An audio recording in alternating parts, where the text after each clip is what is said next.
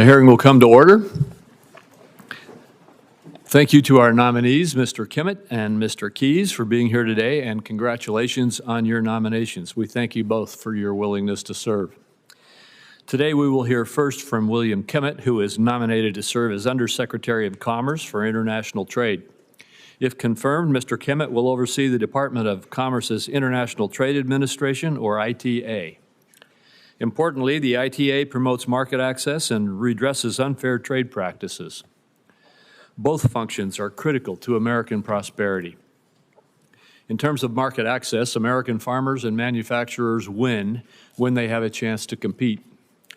ITA helps to facilitate those opportunities. Our manufacturing and agricultural industries are second to none, and we need to make sure they have opportunities to fairly compete at home and abroad. Mr. Kimmett, given your background, I'm confident that you will give and make important contributions to trade, and I look forward to working with you if confirmed.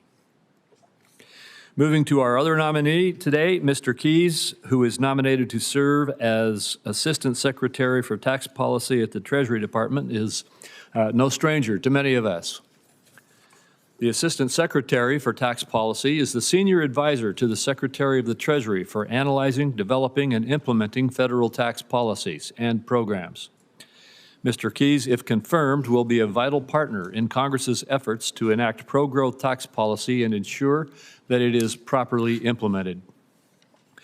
My Republican colleagues and I are committed to preventing a $4 trillion plus tax hike on the American families and businesses, and delivering additional tax relief to middle-class workers and families who've struggled to keep up due to historic inflation over the last 4 years.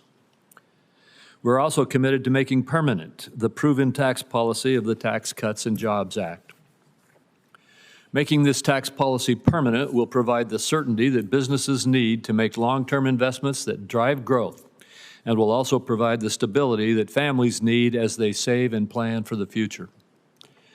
Fear-mongering and mischaracterization aside, the generational reforms we made in 2017 strengthened investment, boosted economic growth, increased take-home pay, and reduced poverty. The TCJA made the tax code more progressive, helped all Americans keep more of their hard-earned money, and fostered a growing economy that powered median household income to an all-time high. Permanently extending and building upon our current tax framework is the best way to restore economic prosperity and opportunity for working families. Mr. Keys' wealth of experience in the world of tax policy makes him eminently qualified to assist us in that effort. Mr. Keys spent a total of 47 years as a tax attorney. His experience covers every aspect of the Internal Revenue Code, and since 1981, he's been involved in every significant piece of federal tax legislation. He's also had a first-hand understanding of the legislative process, having served as Chief Tax Counsel on the House Ways and Means Committee and as Chief of Staff on the Joint Committee on Taxation. Mr. Keys, if confirmed, I look forward to working with you to deliver on President Trump's economic agenda. Thank you again, Mr. Kimmett and Mr. Keys, for your time today. And with that, I turn to Ranking Member Wyden for his opening remarks. Thank you very much, Mr. Chairman. I just want to note, whoever is the parent of that little one in the front row, you have a gorgeous child on your hands. Joining the Finance Committee this morning are William Kimmett, the nominee for Commerce under Secretary for International Trade, Mr. Ken Keys, the nominee for Assistant Treasury Secretary for Tax Policy. They will make up part of Donald Trump's hand-picked team to run key portions of what I consider to be the most self-destructive, incompetent, anti-worker economic agenda in modern American history. Donald Trump is raising inflation and causing chaos in the markets. And significantly, he admits to be doing it on purpose.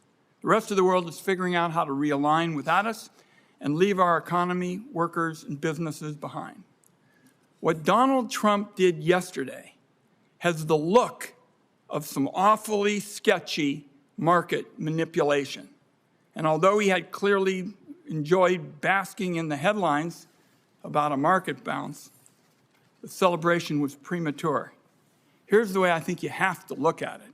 If you went back a couple of months and handed Donald Trump a clean slate, and he announced a 125% tariff on imports from China, a 25% tariff on Canada and Mexico, a 10% global tariff, and additional tariffs on aluminum, steel, and cars, you'd have some investors and financial people and quite a few typical citizens feeling like they ought to light their hair on fire.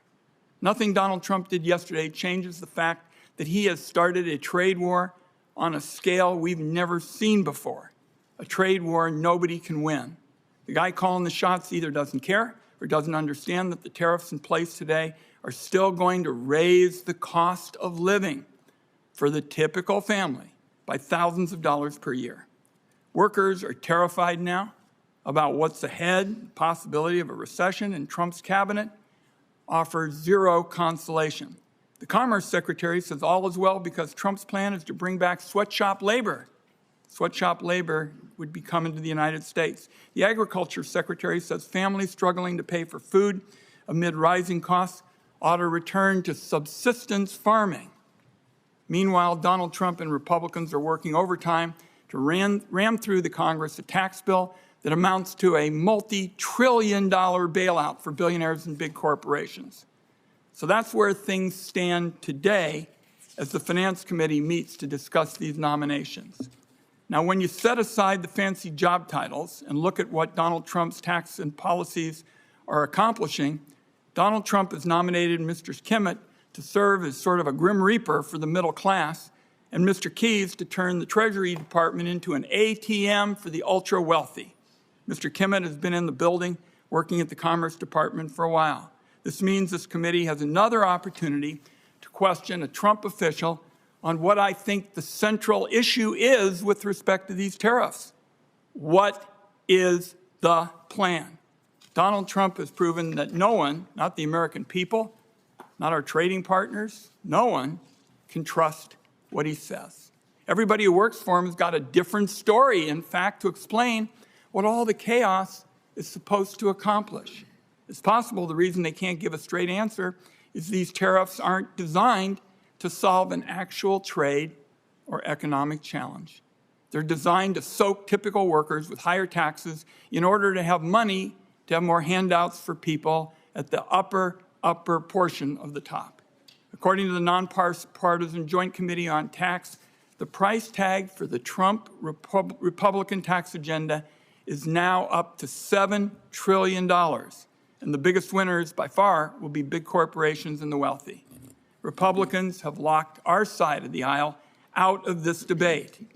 There's no discussion of the biggest economic challenges Americans are facing today.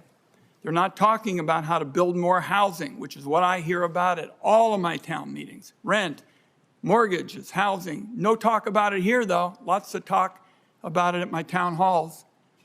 The Trump people aren't talking about how to increase wages and create more good-paying jobs. Not talking about how to help Americans find affordable health care. They're not talking about helping parents with astronomical costs of child care. But they're spending plenty of time on the agenda of the billionaires and multinational corporations and thinking a lot about how everybody else is going to be on the hook to pay for them. If confirmed, Mr. Keyes and Mr. Kimmett will immediately get busy getting that harmful agenda drawn up and signed into law.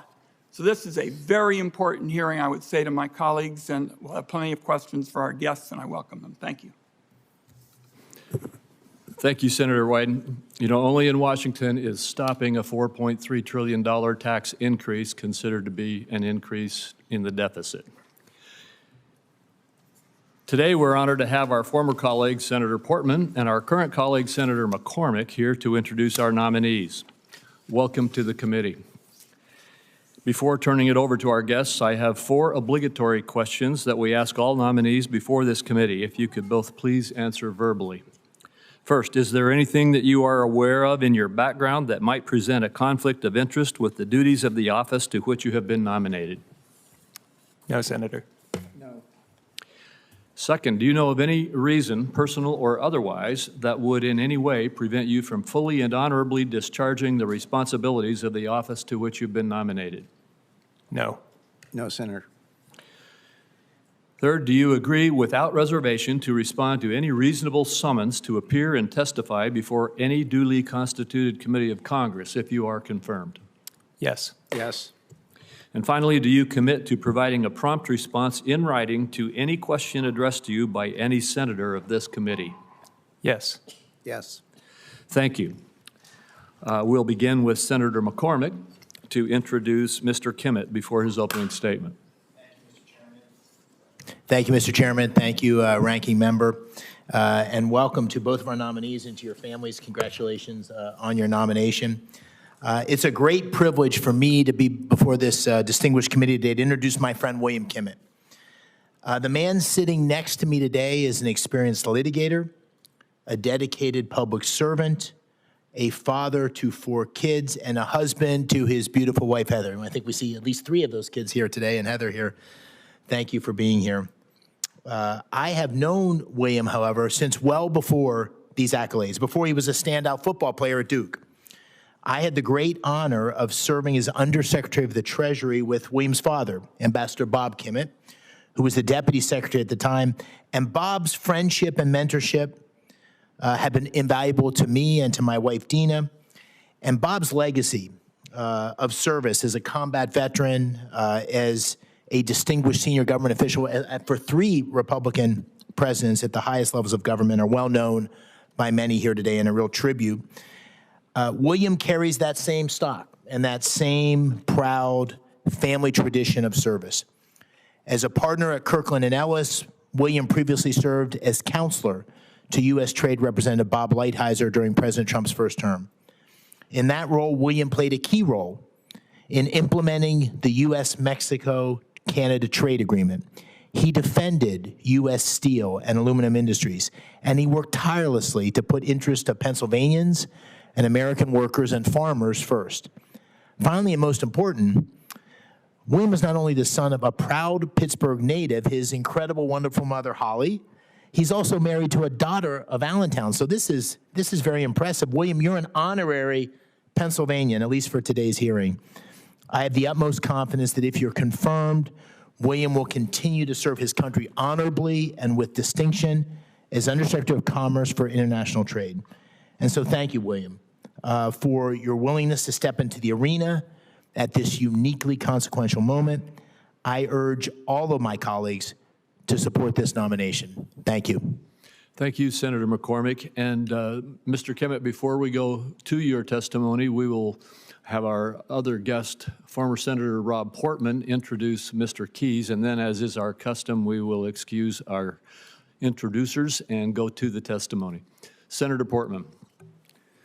Thank you so much, Mr. Chairman, Ranking Member Wyden, friends, and former colleagues on the Finance Committee. It's a great honor to be before this committee this morning, and congratulations to both of the nominees.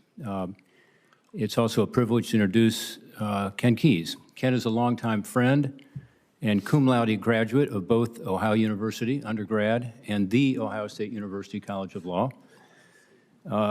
He still roots for Ohio State football and basketball, but he also got an LLM taxation from Georgetown University Law Center, as an aside. It's good to see Kathy here this morning, his wife, who's also a Buckeye, and their 2 daughters, Catherine and Kylie, and, of course, granddaughter Chloe, who was referenced earlier, with her baby doll, whose name is Baby Doll. Good to have you guys here to support your father and husband and grandfather. As a member of the Tax Writing Ways and Means Committee in the U.S. House, I had the privilege of working very closely with Ken over the years when he was Republican Chief Tax Counsel at Ways and Means and when he was Chief of Staff at the Joint Committee on Taxation.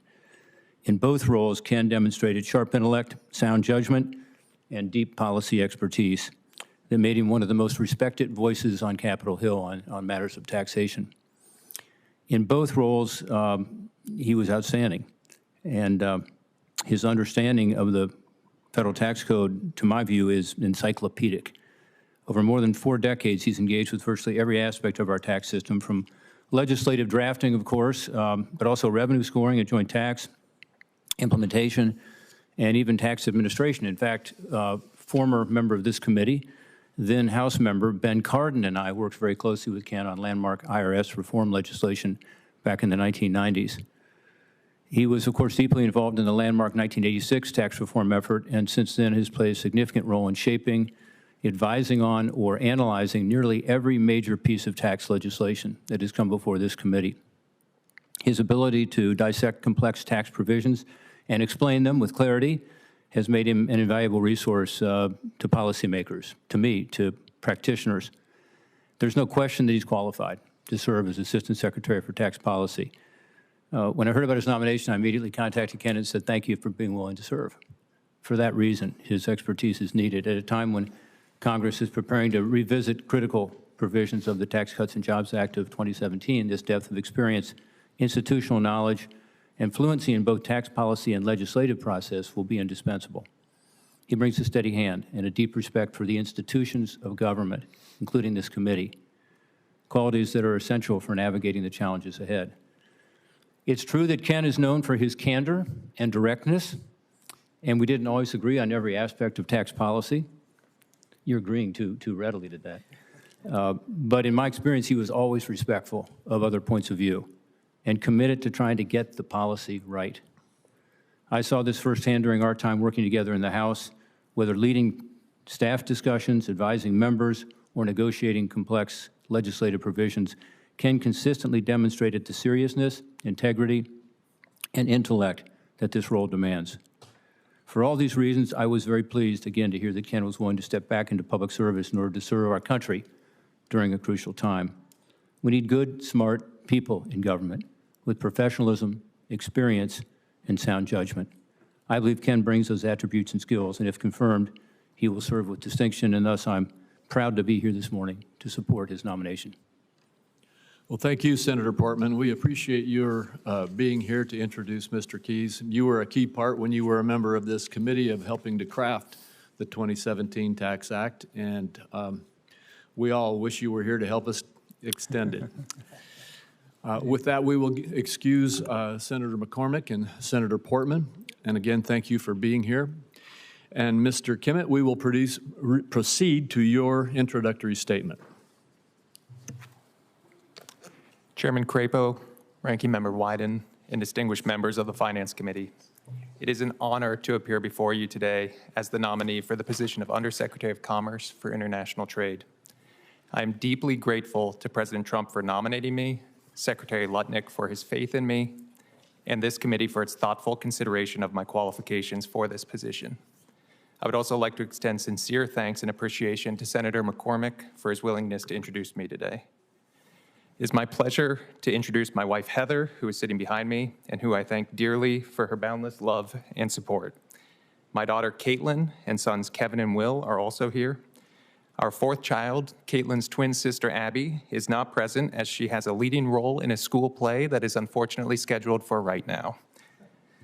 Also here today are my parents, Bob and Holly Kimmett, the two greatest role models anyone could hope to have in life, and I cannot even begin to express my gratitude to them sufficiently in this short statement.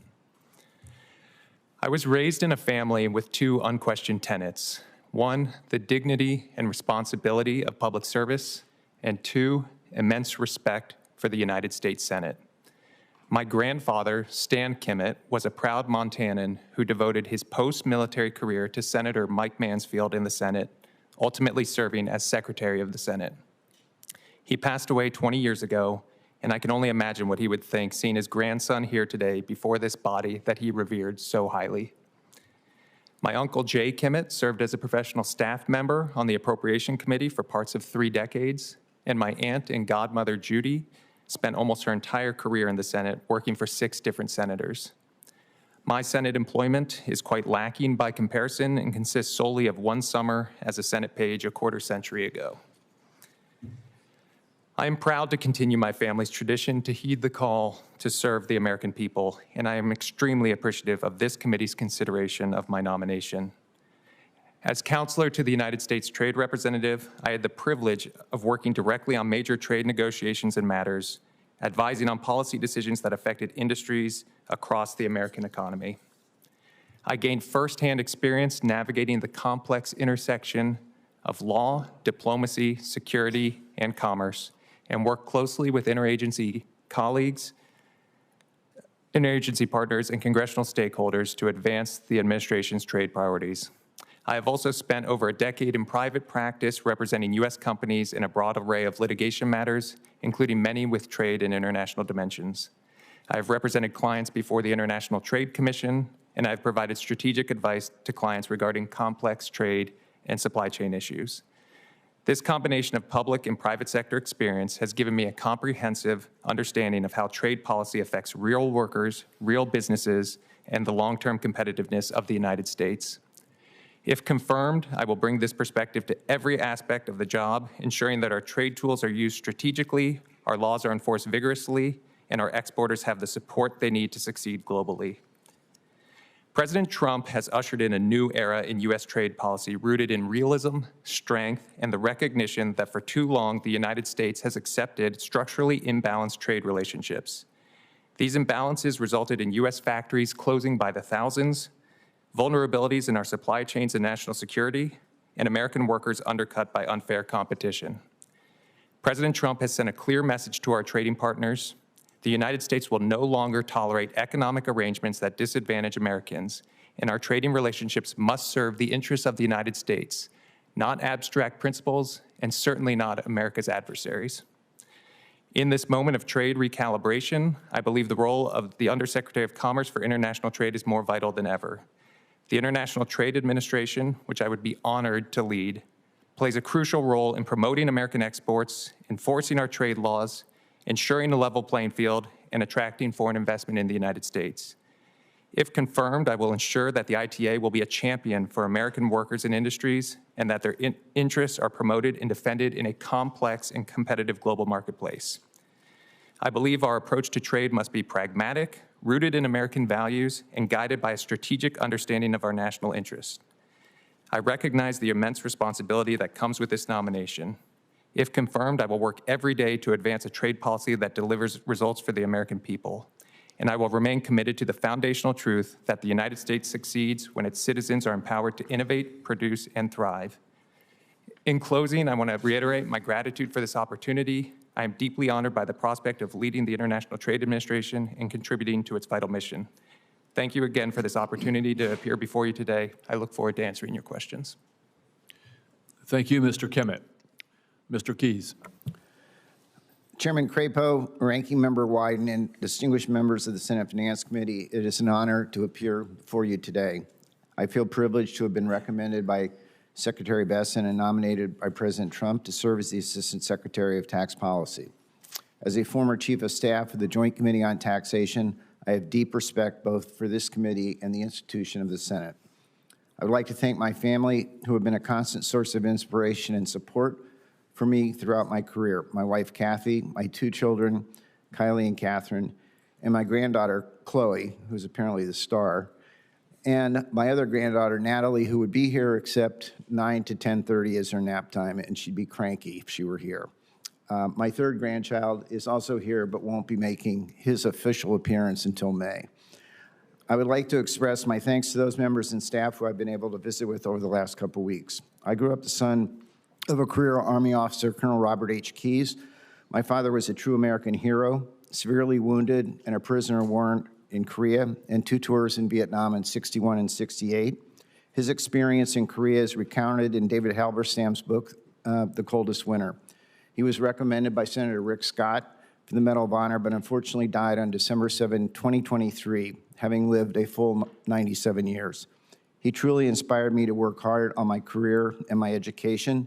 His life is recounted in his own autobiography, 0 to 90. My mother, Ruby Keyes, who gave me undying support, would be particularly proud of this moment.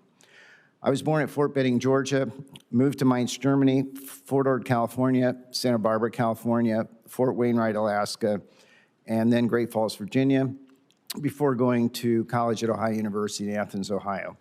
I stepped down as the managing director of the Federal Policy Group on March 14, 2025, a position I had held since 2002. Prior to the Federal Policy Group, I was the co-managing partner of the Washington National Tax Services Offices of PricewaterhouseCoopers. Prior to joining PricewaterhouseCoopers, I served as the Chief of Staff of the Joint Committee on Taxation from '95 to '98. During my tenure as Chief of Staff, I oversaw the development of major tax legislation, including the Taxpayer Relief Act of 1997, the first net tax cut since 1981, the Small Business Protection Act of 1996, the Health Insurance Portability Act of 96. I also helped design and negotiate the IRS Restructuring Act of 1998 with Congressman Portman and Senator Ben Cardin and Secretary of the Treasury Robert Rubin.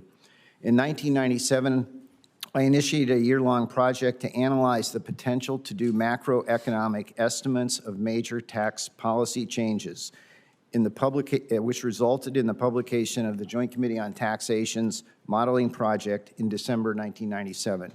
At that time, it was the most significant project of its kind and was the beginning of the effort to bring this estimating capability to the Joint Committee that exists to this day.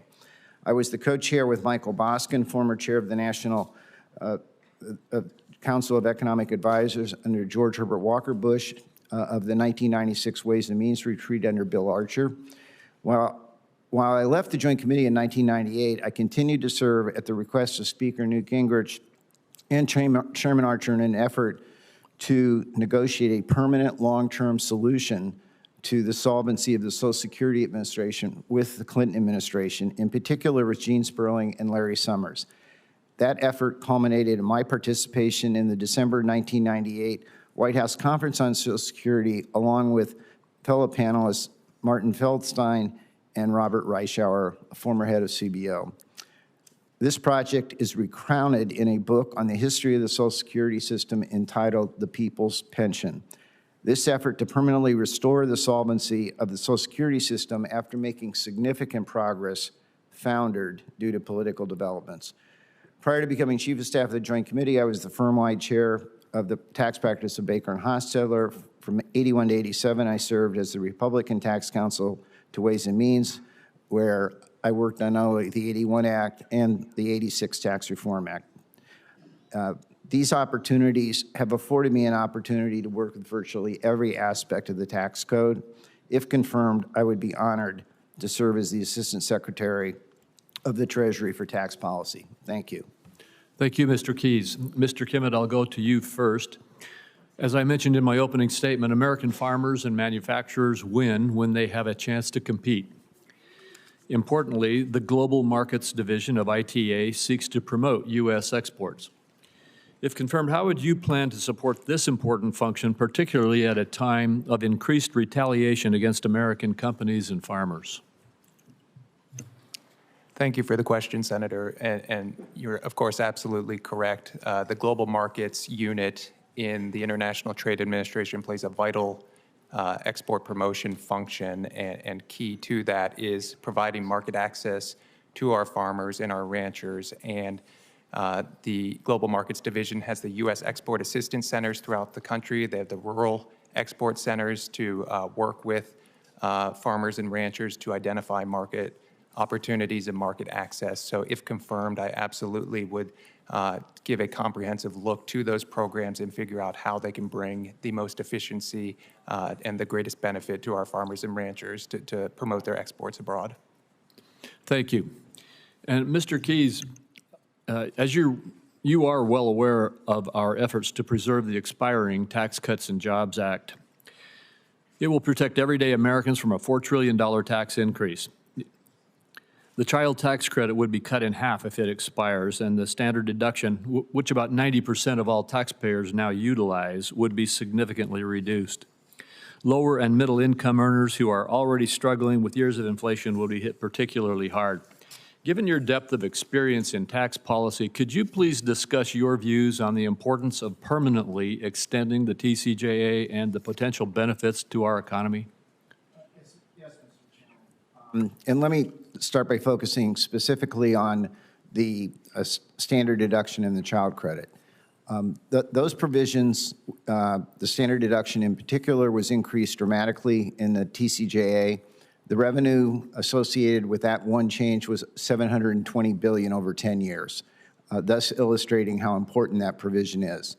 In terms of looking at it, the impact specifically, a family of four, if that provision is allowed to expire, will have a standard deduction in child credit of $23,200. If the provision is extended, the combination of the standard deduction and the child credit will be $34,850. These are meaningful numbers for the average family of four. But I would go beyond that and point out that the TCJA has proven to be a very successful pro-growth piece of legislation, particularly if you look at the revenue that's been generated from 2017 to 2024. In 2017, total federal revenues were $3.316 trillion. In 2024, it was $4.918 trillion. That represents a 48.3% increase over that time period. In terms of the corporate income tax, revenues increased from $297 billion in 2017 to $529 billion in 2024. And I would also point out that the CBO's 2017 projections of corporate revenues were woefully understated. Specifically, if you take 2024, the CBO forecasts that the revenues would be $405 billion. Again, they were actually $529.9 billion, 30% higher than what had been projected in 2017. So when you look at the specific provisions of TCJA, standard deduction being a great example, hugely important. When you look at the overall impact, it's proven to be a very effective pro-growth piece of legislation, and making it permanent will lock in the benefits associated with those provisions. Well, thank you. I only have time for one more question, and it will also be for you, Mr. Keyes. I'm sure you're very familiar with the congressional scoring process for tax from your time at JCT. If tax rates are scheduled to increase like they are right now, and if we don't act, preventing that tax hike is counted as a cost in collected future revenue, even though many spending programs are assumed to be extended beyond their expiration.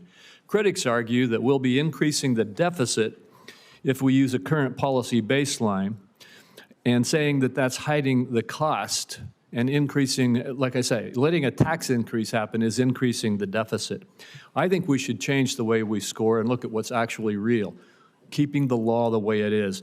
Could you just take a few minutes to discuss your views on this scoring aspect of tax policy and on the current policy baseline procedure in general? So obviously this issue's attracted a lot of attention. A current policy baseline is a path to achieving permanence in the tax code. Permanency is an important outcome for both individuals and for businesses. And the current policy baseline is consistent with the way in which, since the '74 Budget Act, CBO has scored spending decisions. Having said that, the current policy baseline is a tool for members of Congress to evaluate the merits of legislation. There will also be a current law baseline, and all of those are pieces of information that will help inform important decisions. What the current policy baseline does highlight is the fact that if you allow a current policy to expire, it does have the consequence of being the equivalent of a tax increase. And based on the numbers which Senator Wyden has cited from the Joint Committee, a sizable tax increase. So it's a tool to evaluate and make decisions, but ultimately members of Congress have to make the judgment about what's the right policy for tax policy going forward. Thank you. Thank you, Mr. Chairman. More trade chaos this morning, Mr. Kimmett. We've been looking at the financial indexes this morning, and it looks like the only one that is really up is volatility. And this lack of certainty and predictability is taking an enormous toll on our country and on the economic situation. I think you heard me say if you were to go back a couple of months, nobody would have thought that having a 125% tariff on imports from China, 25% tariff on Canada and Mexico, a 10% global tariff, and additional tariffs on aluminum, steel, and cars was somehow a good start in terms of trade policies. So what I would like to ask you to start with is what's the plan to provide relief now for the small businesses who have to decide between paying tariffs and keeping staff? Because that's what's going on right now. And they want to know what's being done to get them some relief now And certainly, there was a lot of fanfare yesterday, but I told you how markets responded this morning. I looked at the charts, and there's just a sea of red everywhere. So what's the plan to provide relief to all these people hurting? Thank you for the question, Ranking Member Wyden. I think it's important to understand where we were as a country when President Trump took office, and we were faced with an unprecedented $1.2 trillion trade Respectfully, deficit. my time is short, and what I'd like to do is get an answer to the question of what's being done to provide relief to people hurting now. Thank you. And respectfully, I think the relief is already on its way. If you look this morning, inflation was down, consumer price index was down, prices are coming I down. just told you what the charts look like, and it's red ink everywhere. You're saying that's not the case? What I looked at is not representative of what's going on? I certainly am aware there's been some volatility in the markets. I just don't think that's a fair metric by which to judge the president's trade agenda. Well, let's look at the others. The 25% tariff on Canada and Mexico, 10% global tariff, additional tariffs on aluminum, steel, and cars.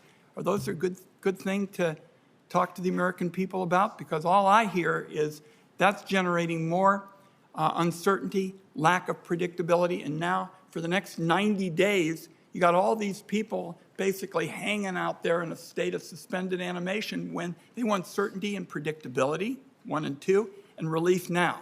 So tell me how you're going to do that. Thank you, Ranking Member Wyden. I think the president has been clear that if you build in the United States, there are no tariffs, and if you source in the United States. And so I think if you look at the issues that were taken, we as a country have been the victims of non-reciprocal trade balances for decades, and the president has taken strong and decisive action to address those issues. And as I said, the inflation was announced this morning is down, prices are down, and I think it's too early to judge the effects of the president's trade agenda. I don't see anybody saying that this is real relief, and that's what I hear my constituents. I'll be having town hall meetings over the next couple of weeks, and I'm telling you, the question I'm asking you is what they're asking their elected officials, and I want the record to note that I didn't get an answer. But let's move on to you then, Mr. Keyes, because you just heard your partner here talk about other ways to make relief for small businesses and individuals happen. And I want to ask you about taxes. Now, I talked to you about the Pfizer situation where we have done an intensive review, and what we found is that Pfizer recently was paying no taxes in the United States, no taxes at all, when they were making billions of dollars in revenue. And they do it through something called round tripping. And basically, they could set up all their taxes overseas. Why not, instead of hitting Senator Hassan's constituents and my constituents with all these tariffs that raise their prices, why don't we make changes in the tax policy, make it more attractive to do business in the United States and not pursue a policy that hammers our constituents? So, Senator White, I would just point out, and you're well aware of this, that the TCJA, by lowering the top corporate rate to 21%, made the United States the attractive place to do business. And we haven't had. Are you kidding me? What we're seeing in studies like the one that we did, it's just the opposite. Basically, it's supercharged the ability to pay lower taxes overseas, and now we got pharmacy companies, big chains, they're making tons of sales in the United States and paying no taxes here. And to respond, since the 2017 Act was passed, we haven't had a significant inversion transaction of any U.S. company leaving the country, which was happening at the rate of 5 per year in the prior period. So there's clear evidence that it has made the United States an attractive place to do business. My time is up, Mr. Chairman. The reality is Pfizer told the IRS that it didn't make any money in the United States. Every dollar of profit was earned offshore, and they're not paying taxes in the United States. And a better way to bring companies back from overseas is to change the tax law so it's more attractive to do business here. I'm going to hold the record open because I'd like to hear about any changes that are being looked at in the tax bill that's coming up to fix the problem in 2017. Thank you, Mr. Chairman. Thank you. Senator Hassan. Thank you, Mr. Chair and Ranking Member, for this hearing. Thank you, Mr. Kimmett and Mr. Keyes, for being here, for your interest in serving, for your record of serving, and congratulations to you and your families for the nominations. I'm going to start with a very simple question that I've been asking every nominee. If directed by the President to take action that would break the law, would you follow the law or follow the President's directive? Mr. Kimmett. I don't see how that hypothetical would unfold, but I absolutely am committed to following the law. Mr. Keyes. I would provide the exact same answer. So you both are serious and talented people, and that's a really disappointing answer. Because, of course, it is possible that this president will do that. He has shown us example after example. And I'm just going to say, on a personal level, Mr. Kimmett, you talked about needing to be rooted in American values. The rule of law is absolutely essential, not only for who we are as a people and internationally and around the world, but for our economy and our business people. And I want to know that any nominee on either side of the aisle working for any president will acknowledge reality and willing to either quit or be fired if asked to break the law by their boss. So I hope you will consider that. That was just a disappointing answer to me because, of course, there are lots of examples of this president crossing the line in all sorts of ways. So, Mr. Kimmett, after it became clear that the president's historic tax increase through tariffs threatened the global economic standing of the United States, he reversed course and paused some of his tariffs for now. But let's be clear, the president has imposed a 10% across-the-board national sales tax on Americans through his 10% tariff on all imports, and that sales tax is still in effect. American families will pay more for groceries and other essentials due to the new 10% national sales tax, while wondering how much the president may further increase their costs with more tariffs in 3 months. Mr. Kimmett, if confirmed, you would be the primary trade advisor to the Commerce Secretary, and you would lead the U.S. International Trade Administration. Experts consider the president's tariffs the largest tax increase in over half a century, a tax increase that will increase costs for families by about $3,800 a year. So, Mr. Kimmett, first question, are tariffs taxes? Thank you for the question. Respectfully, I think that oversimplifies what a tariff accomplishes, and I think tariffs have multiple strategic uses, including leveling the playing field against unfair trade practices, and that's what the Enforcement and Compliance Division does to offset dumping and countervailing duties. Well, I'm going to cut you off now just because my time is limited. It is disappointing that you won't admit that tariff increases are tax increases. That's how they're going to feel to families who are expected to pay an additional $3,800 a year for groceries and other essentials. The official definition of tariffs from the International Trade Administration, which you would lead if you are confirmed, says on its website that tariffs are taxes. Specifically, it says that, quote, a tariff or duty is a tax levied by governments on the value, including freight and insurance, of imported products. So is that official definition now wrong just because President Trump has decided to impose an across-the-board national sales tax? Respectfully, Senator, I have not seen the specific statement or the context of it. Well, so just to save us both time here, without objection, this is a hard copy of the website of the agency that you're about to lead, and it is what I quoted from, and I'd like this introduced into the record. So ordered. Mr. Keyes, you are nominated to be the Assistant Treasury Secretary for Tax Policy. Will giving tax breaks to billionaires increase or decrease the national debt? So it's kind of difficult to answer that question because I'm not sure exactly what you're referring to, but if you're referring to whether extending the existing tax provisions. I'm just asking a very simple question. If you give tax breaks to billionaires, so they're not going to pay as much taxes now, does that increase or decrease the national debt? So in order to be able to provide a sound answer to that, I'd really need to understand the specifics of what proposal you're referring Well, to. I can tell you how the CBO would score it, right? But look, the Congressional Budget Office, our official nonpartisan scorekeeper, says that the Republican tax plan would add $37 trillion to the national debt. That's the CBO. That's our nonpartisan scoring entity. That's more debt in the next 30 years than our country has taken on in the 249 years since its founding. So I'm disappointed in the answer. Thank you, Mr. Chair. Thank my colleague. For the senators that are here, it goes Whitehouse, Cassidy, Langford. Senator Whitehouse. Thanks very much. Mr. Keyes, welcome. I don't have time this morning to get into your role with regard to the Caterpillar company and the investigation into that. But can I get your assurance that when I ask questions for the record regarding your role in that episode, you will provide truthful and complete answers? Absolutely, Senator. Thank you. Let me give you an example, a hypothetical, if you don't mind.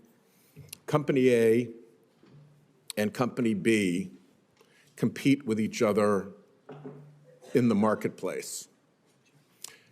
Company A is an American corporation with its offices in America, and it pays taxes in America pursuant to American tax law. Company B, its competitor, opens up an offshore affiliate, which may actually be a place where work is done, with jobs moving from the U.S. to that offshore location, or it may be just a corporate shell to which profits are recorded so that it appears that profits that come from American consumers are actually overseas profits. And those overseas profits then get taxed at a lower rate.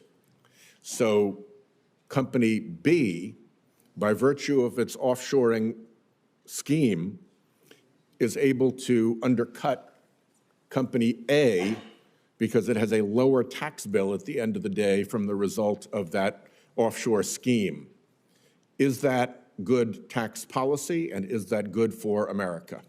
So Senator, the hypothetical that you've described, which you did say was hypothetical. But it's actually real. We're not making stuff up. It happens, so please proceed. The change in 2017 to the international tax provisions eliminated what was previously deferral, which was the fact that a offshore subsidiary, if it earned income, whether in a low-tax jurisdiction or not, was not currently taxed on it. Deferral was ended by the 2017 Act. So the hypothetical that you're describing, you may be referring to the fact that when the U.S. currently taxes income earned by offshore subsidiaries, there may be a lower tax rate because of provisions that were also included in the 2017 Act. But the 2017 Act actually made what you've described less attractive because prior to the 2017 But it still Act, happens, does it not? As the chairman, as the ranking member's investigation has just shown with Pfizer, for instance, hiding potentially billions of dollars in overseas profits to reduce its tax burden by millions and providing them unfair advantage both against drug companies that do not take advantage of that offshore tax scheme and small companies that don't have the resources to set up complicated offshore tax avoidance schemes. How does that make sense? Isn't that something that, just as a matter of decency and proper economic policy, we should try to eliminate? well, and again, Senator Whitehouse, you have described a rather, I don't want to say simple tax situation, but Yeah, it's pretty simple. They're cheating. No, It's simple as hell. No, they're actually very complicated situations which require significant analysis. They're complicated machinations that it takes to get through to set up the offshore tax scheme. That's why words like scheme are appropriate.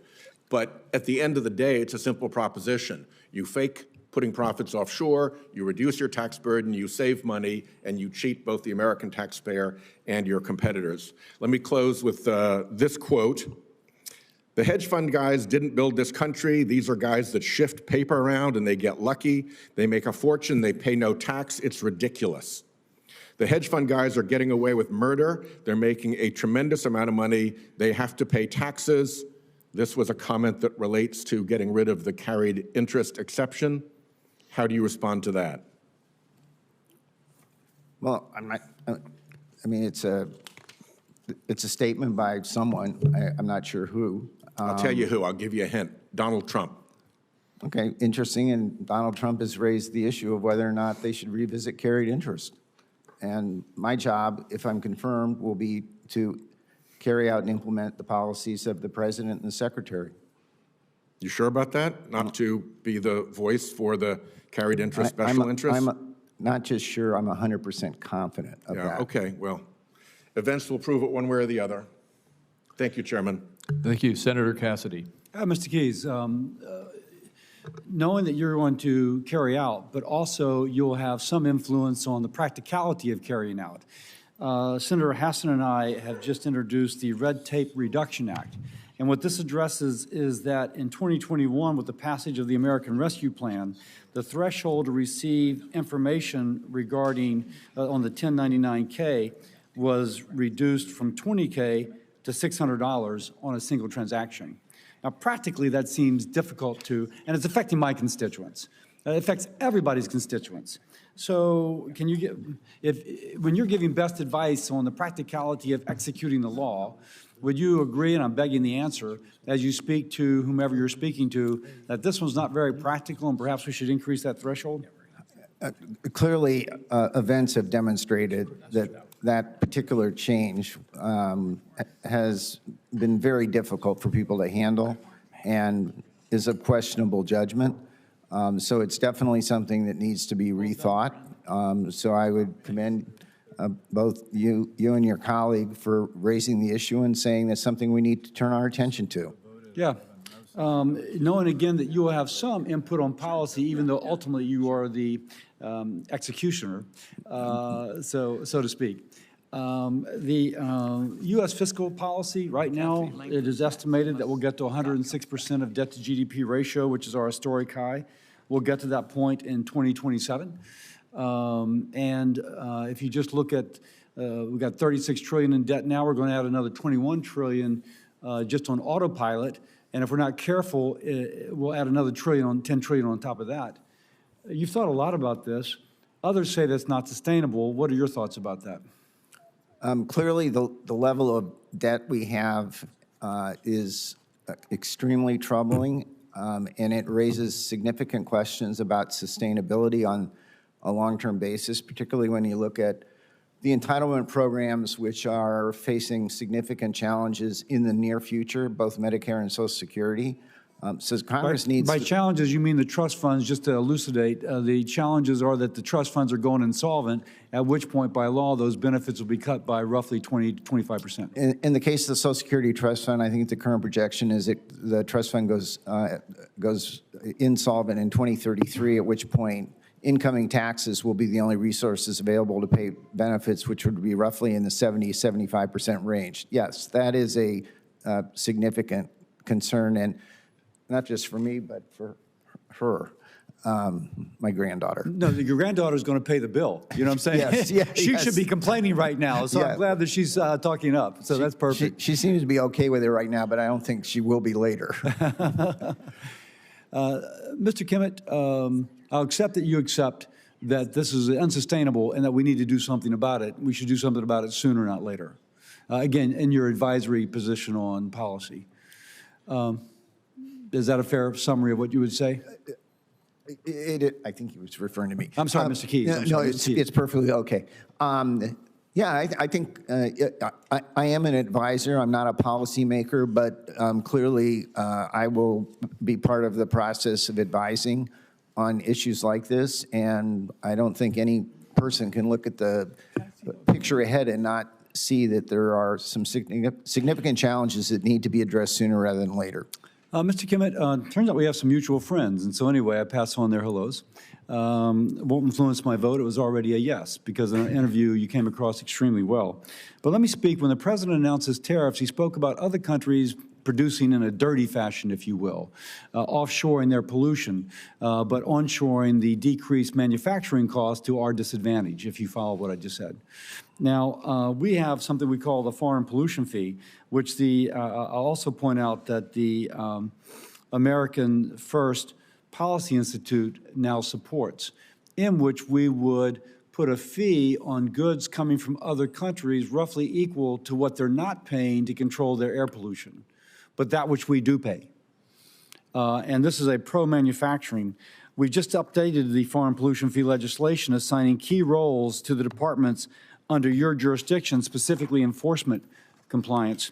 So let me just ask, again, begging an answer, do you support incorporating pollution intensity or carbon benchmarking into a trade enforcement as a tool to counter unfair trade practices by non-market economies, particularly in high emission sectors like steel, cement, and aluminum, where these foreign polluters are using the lack of compliance with environmental laws to undercut cleaner U.S. producers?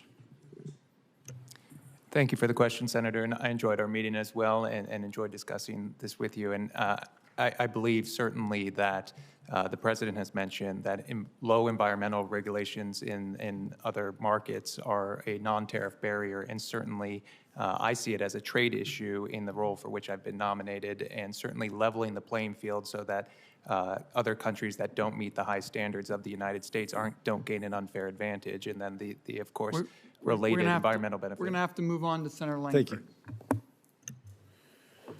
Thank you. Thank you both.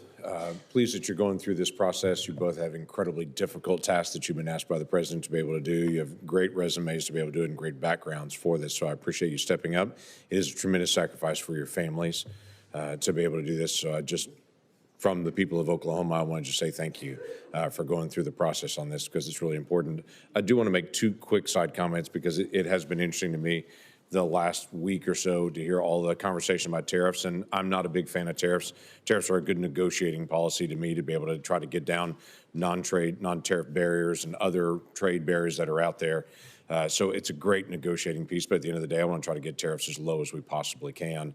But it is interesting to me that a number of my colleagues on the other side of the aisle that have talked about tariffs right now, when the tariffs that were put in place under the first Trump administration, President Biden kept all of them and apparently thought they were a good idea and had lots of opportunity to be able to change those, but instead he agreed with them.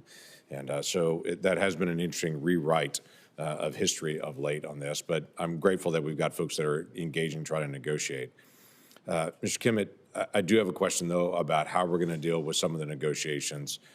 I've got a lot of companies in Oklahoma that they deal with Chinese or Turkish or Indian or other challenges that they have where they're producing a product, but then other entities will then dump product into the United States at a much cheaper rate, often subsidized internationally, and they dump it into our market, and it drives down the benefit for American companies or drives them out of business entirely, and they're trying to survive it. The challenge is, if you're a really big corporation, you can fight that. If you're a small to mid-sized company and foreign actors are dumping, we have anti-dumping laws and rules on it, but it costs those smaller companies millions of dollars in litigation, years of time to be able to work through it. And they've got to be able to actually get the documents from a foreign company to be able to prove that the foreign company is actually dumping in. There's just a lot of barriers in this and a lot of bureaucracy. My question is, when we can clearly see, and you're a small to mid-sized company, you can clearly see there's dumping, how do we decrease the bureaucracy, decrease the cost, speed up the process so we can hold foreign entities accountable and have American companies that are standing up for their own rights and know that an administration is standing up on their behalf? Thank you for the question, Senator, and I agree. If confirmed, I would be honored to oversee the Enforcement and Compliance Division at ITA, which plays a vital role in countering dumping and countervailing duties. I think it's important that that unit has the resources they need to process these matters quickly, to bring meaningful relief to U.S. industries. And certainly I am aware that there is legislation that's being contemplated. The Leveling the Playing Field Act, I think, touches on this, and I would absolutely welcome engagement with you, your team, and this committee on the bringing more efficiency to that process to bring quicker relief to small and medium-sized businesses in particular. Well, it'd be extremely helpful. We're glad to be able to partner with you on this. This matters to the entire country, every small to medium-sized business. Quite frankly, your giant corporations, they'd love to have some help on it as well, so it's not so much legal costs, and they can actually get their moment to be able to actually get it resolved. But small to medium-sized companies especially, this is a huge issue. The other issue is just foreign entities deliberately mislabeling products when they're coming in, using a different code, all the different things they're doing, combining packaging in to try to hide what they're doing, so they're not paying duties coming in. Once it's actually discovered, though it may have just absolutely crushed an American company in the process because they've undercut them, the penalty seems to be just back paying the duties, but the American company is still crushed in the process on it. So all those jobs were lost. All the benefit of it to the United States was lost. If they win, the American taxpayer still wins back the duties, but the American worker does not. How do we fix that? Thank you for the question, Senator. I think we certainly, if confirmed, I would work with CBP to address that issue on the front end to bring stronger enforcement to prevent that from happening, but absolutely would look at the circumvention authorities and all legal authorities that could bring the relief needed, particularly to a damaged U.S. industry. And again, I would welcome the opportunity to work with you, the committee, your staff, to think of creative legislative solutions to that problem. Okay, thank you. I appreciate both of your help in this. There's a lot that needs to be done. There's about 70 countries that are all knocking on America's door right now saying we're ready to negotiate. I would tell you my farmers and ranchers, my manufacturers, all of them are eager for that because they've been blocked out of markets all over the world, and they are eager to be able to get a balanced level playing field so they can get a chance to be able to compete and stop having countries get a chance to be able to block them out from selling their goods and products there. So appreciate all the work that you're planning to be able to do on it. Look forward to voting for you. Just very quickly, and then I'm going to go to Senator Warren, but all the tariffs I've talked about are new Trump tariffs. And in fact, we just got something indicating that the White House has raised the China tariff to 145%. Senator Warren. Thank you, Mr. Chairman. In 2017, Donald Trump gave $2 trillion in tax cuts, mostly to billionaires and billionaire corporations. And now he's back for round two, this time a whopping $7 trillion in tax breaks for his rich donors. Now, Mr. Keyes, you've been a corporate lobbyist for nearly 30 years, successfully arranging tax breaks for Wall Street, for big tech, for big oil, and for big pharma. You've helped them all. And if confirmed as the top tax official at the Treasury Department, you will play a big role in handing out more tax cuts, including tax cuts to your former clients. So I just want to run through how this would work. Mr. Keyes, you've lobbied for Microsoft for years. Microsoft and other big tech companies are now demanding tax breaks to incentivize research that they would do anyway. But the real kicker is they want those tax breaks, called R&D expensing, to be retroactive, incentivizing them to make research decisions they made years ago. And Republicans have said, sure, why not? Mr. Keyes, do you know how much your client, Microsoft, stands to gain from just this one tax break? No, Senator Warren. Well, if the Trump administration delivers what tech lobbyists are clamoring for, Microsoft would get $11 billion to incentivize investments it made years ago. That's from Microsoft's own annual reports, by the way. That is nearly as much as the federal government spends in an entire year on childcare for all of our babies. One company, your client, $11 billion. So let's try another one, Mr. Keyes. You've also lobbied on behalf of Pfizer, one of the biggest drug companies out there. President Trump has proposed slashing the tax rate for corporations even further, from 21% to 15%. Mr. Keyes, do you know how much your client Pfizer stands to gain from cutting the corporate tax rate to 15%? Okay, Senator Warren, Pfizer is not my client. I closed my business on March 14th. None of those companies are my client. My client. I'm sorry, your former client. Okay, former Pfizer, client. the one you lobbied for. And Pfizer was a client over 10 years ago. Do you know how much they stand to make? No. $4 billion. from the Trump corporate tax cut. But there is more. The Republicans in Congress will set out the general rules for this tax giveaway, but your office at the Treasury Department will write the rules to implement those laws. When that happens, lobbyists will line up around the block to ask you for even more tax loopholes, which you know about firsthand because you did exactly that after the first Trump tax giveaway.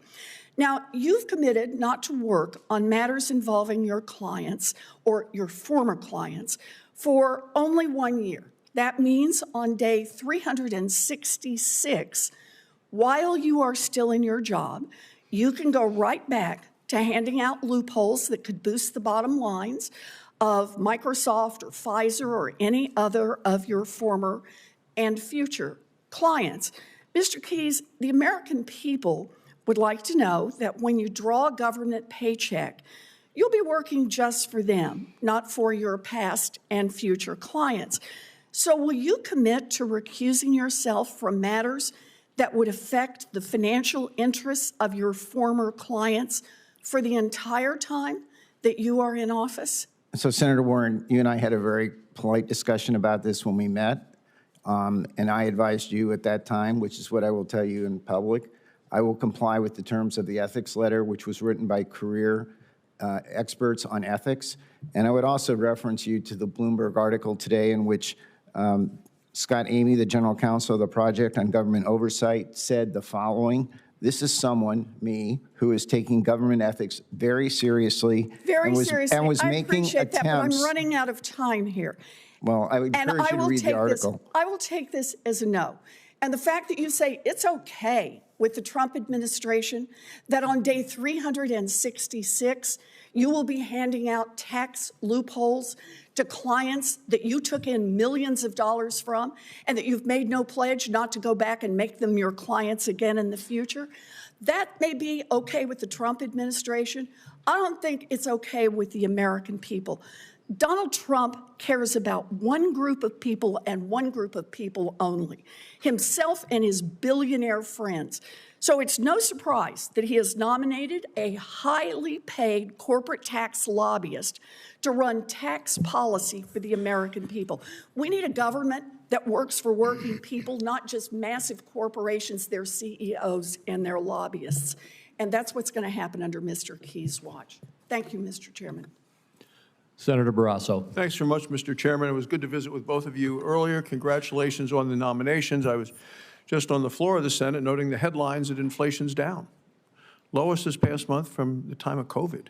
So we're very encouraged by the Treasury Department and the work you're going to do. And I'd like to just visit a little bit about restoring tax fairness for Wyoming businesses, because as you see in Wisconsin and we see in Idaho, we're concerned about those things from our small family businesses.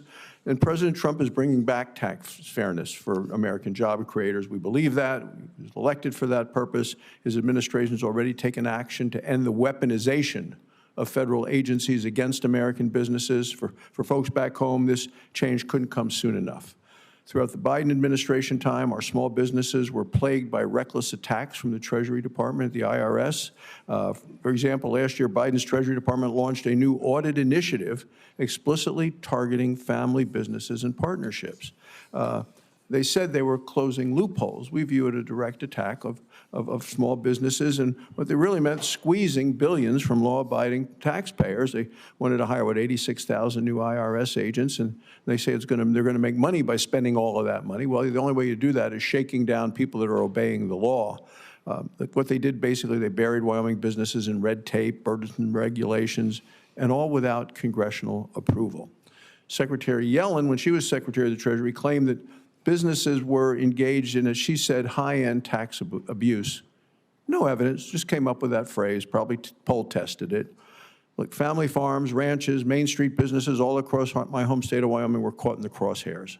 They found themselves facing complex audits meant for multinational corporations. Our small businesses couldn't afford expensive lawyers to fight these attacks. So, right, ask to both of you, and we'll start with Mr. Kimmett. Confirmed, how are you going to prevent the Treasury Department from targeting family businesses with burdensome regulations that go way beyond congressional intent? Well, thank you for the question, Senator. I think With respect to my role in trade, I certainly support a tariff strategy that aligns with lower taxes and lower regulation and unleashing American energy to bring relief to American citizens. And so absolutely look forward to working with Treasury colleagues to bring that to fruition. Anything you'd like to add to that, Mr. Keys? Absolutely, Senator Barrasso. Individual taxpayers are the backbone of our federal revenue base. As I pointed out earlier, total revenues in 2024 were $4.9 trillion. Individuals and payroll taxes, which are paid by individuals, represented $4.1 trillion of that, or 84% of all federal revenues. It is absolutely essential that we treat individual taxpayers fairly, provide them sound guidance, follow the Supreme Court's recent decision that directs all federal agencies to put out the best interpretation, not just a reasonable interpretation of a statute. The Treasury Department, assuming I'm confirmed in my role of implementing IRS or tax provisions through regulation, will follow that religiously. I want to ask you, follow up with you. If I could ask you about retirement security policy. Americans deserve security and dignity in their retirement years. If confirmed, you'll oversee the Treasury Office that develops and implements tax policies related to retirement plans. You're well experienced in the area. In Wyoming, about 2/3 of our workforce spends their careers with more than 70,000 small businesses in the state. That's kind of how our economy is in the state. Our small businesses, they're the backbone of our economy and also the national economy. They face unique challenges in providing retirement benefits to their employees. The administration's the burdens and the costs of offering retirement plans sometimes have been obstacles for our job creators in Wyoming and across the country. So recent bipartisan legislation has made important strides in addressing these challenges. Yet we must do more to ensure employees of our small businesses can build the kind of savings that they're going to need for a secure retirement. So if confirmed, how are you going to help reduce the burdens on small businesses that really do want to help their employees save for retirement?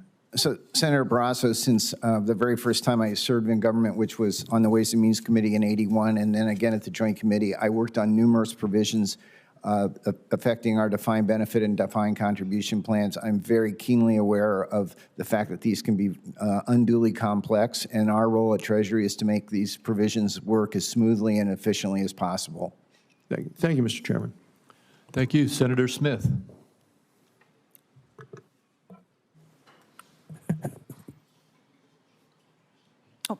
Thank you, Mr. Chair. Welcome, both of you, to the committee. I want to just follow up briefly on line of questioning from Senator Lankford. Mr. Kimmett, you referred to the Leveling the Playing Field Act of 2.0, which Senator Young is leading. I'm the Democratic lead, and I'm sorry Senator Lankford has left the room because we would welcome him to join our bill. And we'll submit a question for the record about that bill and your interest in working with us on that bill.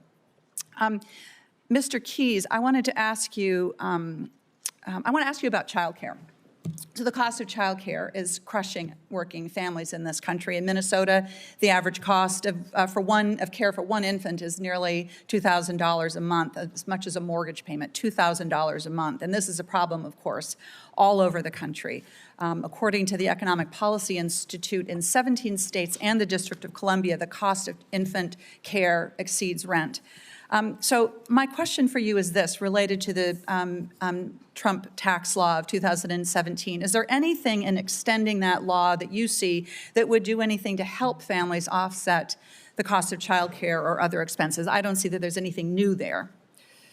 So not necessarily anything new, but allowing provisions to expire that currently benefit middle-income families would make it even more difficult for them to pay child care expenses. And one of the things we discussed earlier was the importance of the standard deduction, which if we don't extend it, it will reduce the benefits of the standard deduction from $34,000 for a family of four to $23,000. So I'm in favor of I'm in favor of tax cuts for middle-class people, but the reality is that this bill would, most of the benefits would go to the wealthiest folks and big corporations. And so my question is, do you think that there could be room in this Republican bill to help help cover some of the costs of childcare? I mean, obviously, if there were things in the bill that were helping to lower childcare costs would be lower. I mean, there's the environment as it exists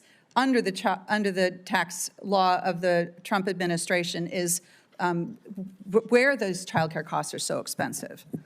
Senator, just to be clear, the standard deduction, which benefits 90% of it, goes to middle-income families, and so it's quite important. And I'm not saying it isn't. I'm sorry, I'm not saying it isn't important. What I'm saying is that is there anything?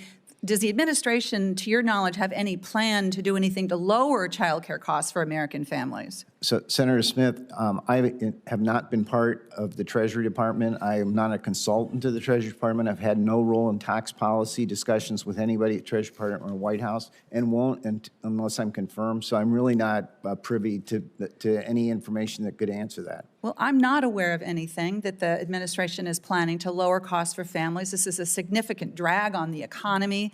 Estimates are that it's $122 billion per year in lost earnings and productivity and revenue. And this, I think, is a big gap in the work that we have to do. I'm going to skip to another topic here, if I can, having to do with the cost of housing. We have a big problem in Minnesota with the proliferation, of private equity in housing. Here's what's happened in North Minneapolis, for example. One private equity firm swooped in and took up hundreds of single-family homes, bottom up off the market, turning them into permanent rentals. And that meant that families with roots in the community, dating back generations, now find it almost impossible to buy a home. And these big investors are absentee landlords in every sense. And of course, they're rewarded, to add insult to injury, they're rewarded with generous tax breaks for this. So I have a bill with Senator Warnock. It would be the Stop Predatory Investing Act, and this would prevent these big investors in single-family rental homes from deducting interest or depreciation.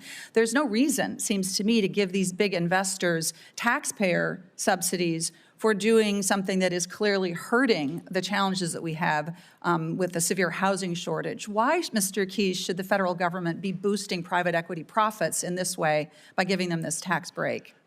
So, Senator, assuming I'm confirmed, I'd be happy to examine your legislation and provide you any input that might be useful to you. It's obviously a decision that this committee and the Ways and Means Committee and that Congress as a whole will have to make judgments about. So I'd be happy to look at it if I'm confirmed into my position. Well, I think that this tax break to private equity is an opportunity to do something about wasteful spending, and maybe even an opportunity to do something positive to lower housing costs for Americans when private equity firms are able to exploit this market gap and artificially inflate prices and squeeze renters. It is bad for everybody, and I believe that this is an opportunity for us to actually do something to lower costs for housing for Americans. Thank you, Mr. Chair. Thank you very much, Senator Smith. Before I go to Senator Cantwell, who's next, I just want to state once again that the TCJA, the tax cut we're talking about, $2.6 trillion of the $4.3 trillion is going to be a tax hike on people making less than $400,000. And another $700 billion will be a tax hike on our pass-through entities, think small businesses. So with that, we'll go on to Senator Cantwell. Thank you, Mr. Chairman. Mr. Kimmett, you've been nominated to be the Undersecretary of Commerce for International Trade. I'm a big supporter of the United States having an aggressive export strategy. I think the state of Washington, you could say it might be our geography, but we just learned a long time ago that being exporters was a really, really important concept. So you'll be working with, the nominee, Jacob Hellberg, at State, he would be in charge of economic growth and energy and environment. The two of you would be in charge of a export strategy for the United States. to me, it's hard to have an export strategy when you're in the middle of a trade war. I think the Obama administration had a goal of doubling exports in 4 years. They got, I think, about 80% there. I told them just claim victory and double down for the next 4 years. So, because that, to me, is one of the biggest GDP growth opportunities of the United States when 95% of consumers live outside of the United States. Focusing on exports as a big economic strategy, I think, is just exactly what our nation should be doing, getting those markets open. So do you think that that is a good goal to try to double exports in, say, a 4-year, 5-year period of time? And what would you do to make that strategy effective? Thank you for the question, Senator. Absolutely, increasing exports to the maximum extent possible would be something I would be committed to working towards if confirmed. I think the Global Markets Unit at ITA plays an extremely crucial role in this export promotion through the U.S. field with offices all over the country, helping small and medium-sized businesses promote exports abroad, the Foreign Commercial Service in various markets throughout the world. So absolutely, I'm committed to working every day to promoting U.S. exports abroad and bringing market access to all industries. What about alliance building? I've also been a big supporter of what I call a tech NATO. Why not just go get the biggest democracies and the biggest sophisticates in tech, like India and Japan and us, and basically just said these are the rules of the road. I mean, this is who you should buy from: people who don't have a government backdoor, people who have these kind of technology solutions, and maybe even incent the rest of the world instead of us spending money tearing out Huawei behind the fact. Do you think that kind of alliance building would be a priority? Thank you for the question. I think certainly as countries come to work with us, the ones that have chosen to work with President Trump to fix global trade, certainly technology coordination with those countries is on the table and would be a vital goal of those discussions. And whether it's an alliance or on a bilateral basis, certainly creating tech arrangements with our trading partners that. But you said something, when countries come to work with us. I'm trying to get a sense of whether you believe in alliance building as a key strategy for countering other people, that the alliance building is a way to, strengthen our hand. Do you agree with that? Yes, Senator, I agree with that. Working with, calling it an alliance or however it's termed, working with a group of countries that are aligned in efforts to resist the Chinese infiltration in the tech space, absolutely.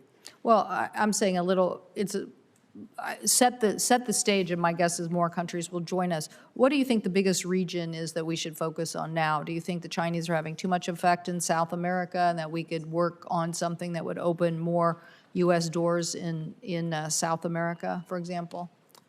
I think every region of the world is important. I think South America certainly is important. I think looking at Southeast Asia in particular, also with countries that move out of China, but then move to local regional partners with China as sort of a backdoor into the United States is certainly something that I also think demands prompt attention.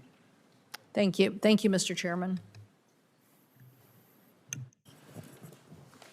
Thank you. Senator Welch. Thank you very much. I want to ask first of all, it was very nice to meet you in my office, and I really appreciate your history of public service and private sector involvement and willingness to come back to the public sector. So thank you, and to your family as well.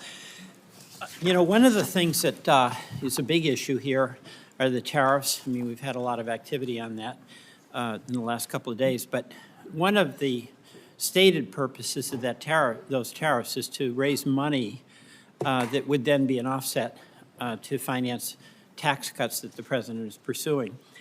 And your office would be publishing estimates, as I understand it, on tax revenues. Is that correct? Certainly, the Treasury Department does, as does the Joint Committee on Taxation, which provides the data that CBO uses as well. All right, well, let me just ask, I think it's kind of obvious. We have no clue what the tariff policy ultimately is going to be at this point. Is that a fair statement? I'm not, my office has, or if I'm confirmed, has no responsibility for tariffs, so it's not an area that I have any expertise in. Right, I understand that, so I probably should have put it that way. But as a pay-for anything, whether it was for the tax cuts or for health care, unless there's real clarity about what revenue will come in from the tariffs, which would require real clarity as to what the tariffs were and what the duration of those tariffs would be. Would you agree with me that it would be impossible to provide a revenue estimate upon which Congress could rely that this revenue could be used as an offset for a tax cut or for any other program? Well, Senator Welch, and I appreciated meeting with you, and I complimented your office on having the best coffee on Capitol Hill, which it does. So the role of the Treasury Department is in estimating tax provisions. Right. So it's really not an area that is the expected revenues from tariffs is really Right. not our responsibility. No, I understand that, but Yeah. you have incredible experience through your joint committee. You led the Joint Committee on Taxation. So, I mean, you know how these revenue estimates are incredibly important for policymakers. And you can't cook the books when you're joint, whether it was Democrats pushing you to come up with a number they preferred or Republicans. You had to deal with what your honest assessment was of the number. So I guess maybe I'm just making a point here, Mr. Chair, that if we don't know what the revenue, or if we don't know what the tariff policy is, then we can't look to the so-called revenues to be an offset for the program of any member's choice. So Senator Welch, I would just comment on your observation. As head of the Joint Committee on Taxation, I was an equal opportunity person to be criticized by Democrats and Republicans for revenue estimates. Just another thing very quickly. This debate we're having about the current baseline and current law, all the time you were at joint tax, how did you, which approach did you use? Well, there's a very useful letter that Tom Barthold, who's the current head of the Joint Committee, sent to a number of senators. I think you might have been one of them, who lays out how the Joint Committee approaches revenue estimating based on the direction from the '74 Budget Act and the traditional scoring of the Joint Committee from the '74 Budget Act is the current law baseline. That is what they are directed to do. But the letter from Tom also points out that on multiple occasions, members of Congress have requested current policy baseline estimates, and right, and that decision is incredibly consequential in terms of the deficit. So let me go to Mr. Kimmett. Thank you. I want to ask you about Vietnam. You know, we've really done great things in repairing, in having a good positive relationship with Vietnam, and it was announced that there was going to be a 46% tariff. I guess that was paused for 90 days. So we want fair trade with Vietnam, obviously. But isn't there a lot more at stake than just what the tariffs and the revenue would be in terms of our policy towards Vietnam and whether we maintain the positive trajectory we are on? Thank you for the question, Senator. I think Vietnam is a good example of sort of the situation we face, where I believe they export around $135 billion to the United States. We export about $13 billion. So we have an over $100 billion trade deficit with Vietnam. But a lot of that is textiles, right? I believe that's the case. I mean, a serious question. Do we seriously think that we're going to be able to reshore the textile industry within time to provide the shirts and the clothing that we need next year? So the point with Vietnam that I was making more broadly is Vietnam run a budget deficit with a trade deficit with China, and so I think around $80 billion. So the point with Vietnam is we have a non-reciprocal arrangement with them, and so tariffs are one part of that, but certainly the non-reciprocal aspect incorporates other non-trade barriers as well. I see my time is up, Mr. Chairman. Thank you. Senator Warnock. Thank you very much, Mr. Chair. As President Trump increases taxes and increases prices by thousands of dollars on American families and potentially leads us into a recession, congressional Republicans are currently trying to ram through a massive tax cut for millionaires and billionaires. According to the Treasury Department, the entire bottom half of working families will see less than 8% of the benefits. We're all entitled to our own opinion, our own facts. The entire bottom half of working families will see less than 8% of the benefits. Meanwhile, Trump's trade war is estimated to cost families almost $4,000 per year, with costs rising on everything from strollers to clothing to groceries, yet another way of raising taxes. Instead of raising costs for families, we should give families a tax cut. And one of the best ways to do that is to increase the child tax credit. Mr. Keyes, you're nominated to oversee tax policy for the Treasury Department. What will happen if Congress allows provisions regarding the child tax credit to just expire this year? Senator Warnock, great question. And one of the points that I made earlier, which is worth repeating, is that allowing the 2017 Act provisions to expire at the end of 2025 would cause not only the standard deduction, but the child credit to go down in value. For a family of four, it's the difference between being able to deduct $34,000 for a family of four versus $23,000. So it's one of the reasons that the president has adamantly proposed extending and making permanent. So it needs to be extended because it would be catastrophic for families. You agree, yes or no? It would be a terrible outcome for families. So yeah, right now the credit is only $2,000 per child right now. That's correct. With some working families receiving even less. If Congress doesn't act this year, then the CTC will be reduced to just $1,000. Now, I'm a father of two young children, proud of my 8-year-old daughter, 6-year-old son. They know everything already.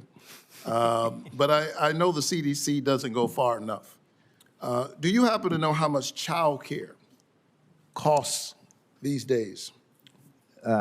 So, Senator, I have two daughters here that have my grandchildren, and so I'm well aware of what child care costs. It's expensive. In Georgia, it's almost $12,000 per child for an infant. So it's unaffordable.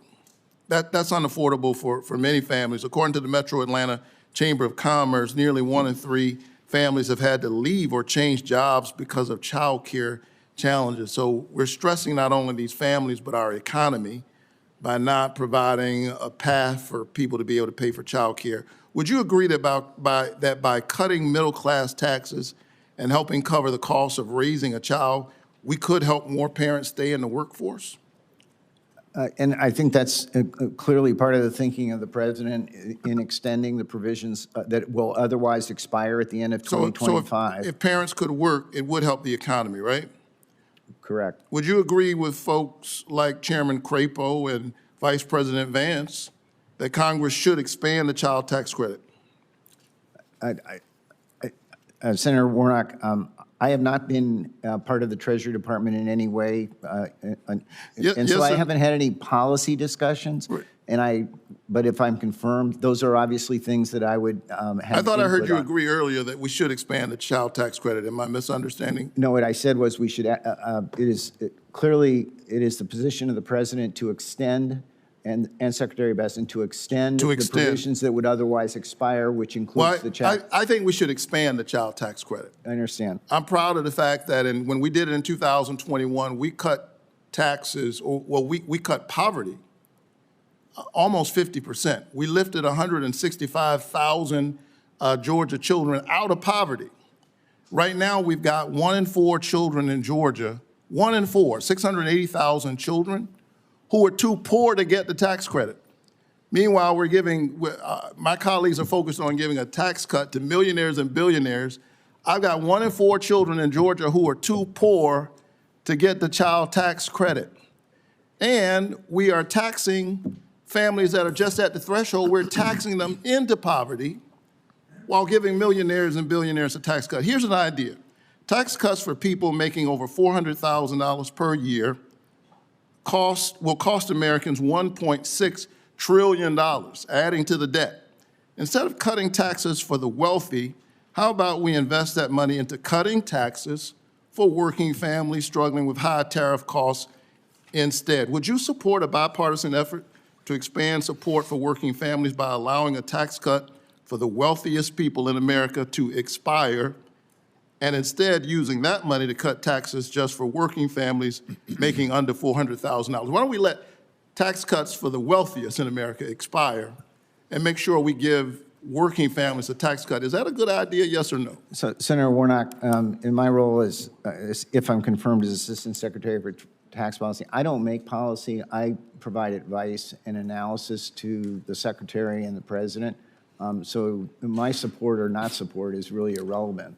As a grandfather, I hope you'll give them advice to expand the tax credit so that every child can have a chance. Thank you so very much. Thank you. Senator Blackburn. Thank you, Mr. Chairman. And we're going to give our colleagues across the aisle the opportunity to soon vote to make the 2017 tax cuts permanent. That saved every family in this country about $2,500. So we hope that they will join us in that permanence. Mr. Kimmett, let me come to you first. When I'm around and about Tennessee, a lot of what I hear about from small businesses, and we have many, they're really concerned about China and how China is now trying to circumvent U.S. tariffs and do transshipment of goods, much of this through Vietnam. And they know that they're competing against cheap Chinese goods. And I want to know, in your role, when you're confirmed, what you're going to do to look at these unfair practices that are coming out of China and the adverse impact that has on many of our businesses, because it makes a difference in the price point and how they're able to grow and expand their business. Thank you for the question, Senator. And absolutely, I agree that if confirmed, looking at this issue will require careful attention, whether it's looking at circumvention petitions or also there's an industry and analysis unit, and I think if confirmed, it will be important, particularly in this moment of trade recalibration, to have them focus on looking how trade flows are evolving. And I think the example I just used with your colleague on Vietnam in particular is Vietnam has a persistent trade deficit with China and a persistent trade surplus with us, and that's currently over $100 billion. And so as we discuss with Vietnam, sort of root causes of our non-reciprocal trade arrangement, recognizing that the sort of diversion of Chinese products through Vietnam will absolutely be part of that discussion. Okay, very good. Mr. Keys, to you, these businesses in Tennessee, about 75% of them are small businesses. And there is, when I talk about jobs in Tennessee, there's a formula that I use: less litigation plus less taxation plus less regulation equals more innovation and job creation. And what we have found is that most of these small businesses are pass-through entities. That's how they choose to organize themselves. And we know that these family-owned mom and pops, small businesses, working people, this is what has truly built this country. And what we've seen through the Biden years is just a slew of regulations, litigation, taxes that have hurt them, and really has increased IRS just meddling. And it has really funded a lot of leftist priorities. So talk to me about what Treasury can do to reduce red tape and reduce this burden on our Main Street small businesses instead of constantly giving them a roadblock? So, Senator, a great question, and a point that I made earlier, but it's worth emphasizing again, is individual or unincorporated taxpayers, your small businesses, individuals are the backbone of the federal tax system. Yes. Of the $4.9 trillion that we collected in revenues in 2024, $4.1 trillion came from individual taxes and payroll taxes. Payroll taxes, which is also an important part of the tax burden on small businesses. It is absolutely clear that at Treasury and at the IRS, and if I'm confirmed, it will be my view that we need to strive to make dealing with the tax system as simple and efficient as possible. And Treasury will carefully follow the recent Supreme Court decision, which directed all regulatory agencies to not just put out a reasonable interpretation of statute, put up the best interpretation based on what the statute says. And certainly a keen focus of us, of the Treasury, if I'm confirmed, will be to address how that impacts individual taxpayers. And you raised pass-through businesses. Extending the 2017 expiring provisions includes an extremely important provision for pass-through businesses, which is the so-called 199 Cap A, which is the 20% deduction for pass-through businesses. Absolutely critical, huge impact on those small businesses that you're referring to. Yes, and I hope you will, when confirmed, also look very closely at the OECD Pillar 2. U.S. companies are paying nearly 40% of this GMT, and it is not fair to U.S. businesses. The DSTs that are coming from some of these foreign governments are not fair to our businesses. This is something the prior administration got us into. It is something we need this administration to get us out of. And as I'm sure you're aware, one of the first executive orders that the president signed was a commitment to follow the sovereignty of the U.S. tax system, to not be dictated to by foreign entities. I know that's an issue that Senator Crapo has been particularly outspoken about.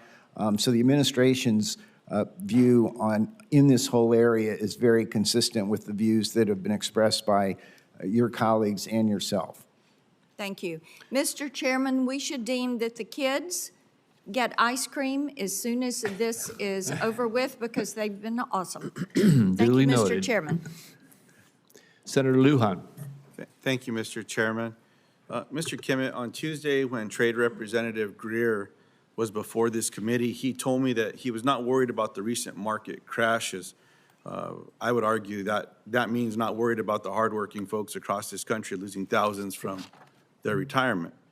These are teachers, firefighters, as you know, other public servants that are seeing significant portions of their life savings being potentially wiped out due to what I would describe as a very reckless, thoughtless, and chaotic trade war from this administration.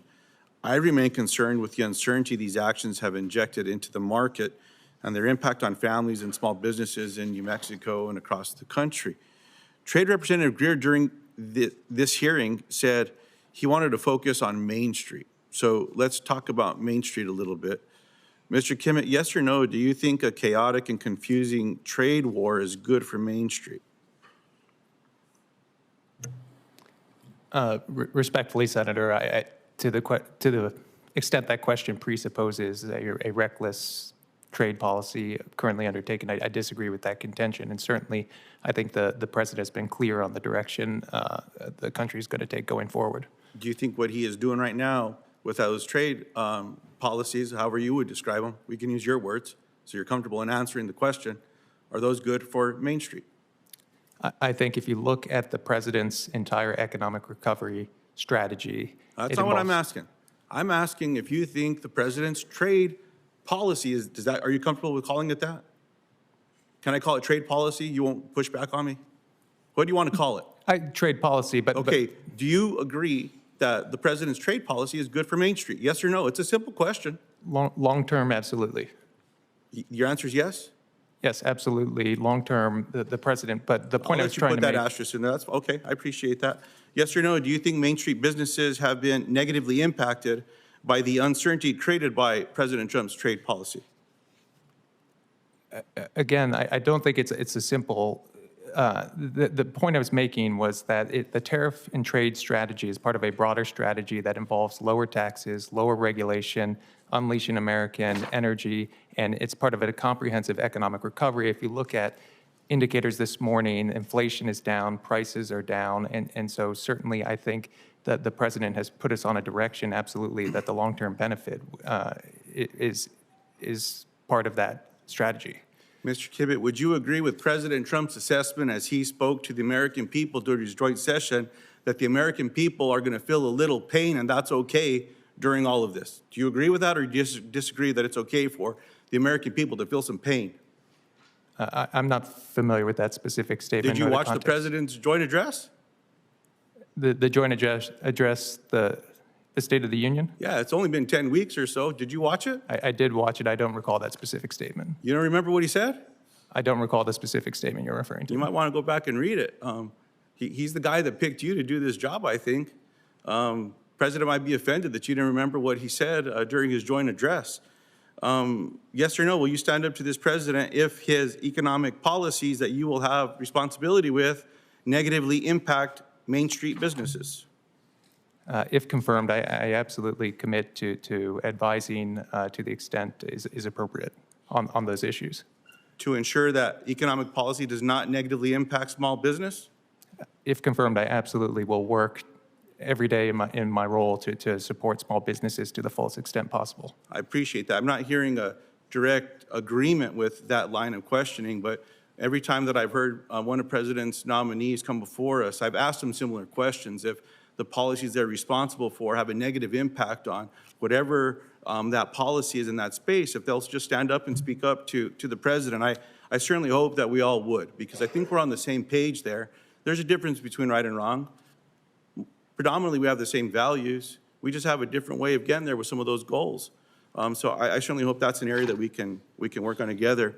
Mr. Keys, I just wanted to follow up to the question that Mr. Warnock asked. If I heard you correctly, your responsibility when confirmed will be to advise the Secretary and the President in matters of tax policies in this space. Is that correct? That's correct. Will you advise for increasing middle-class tax cuts to the Secretary and to President Trump?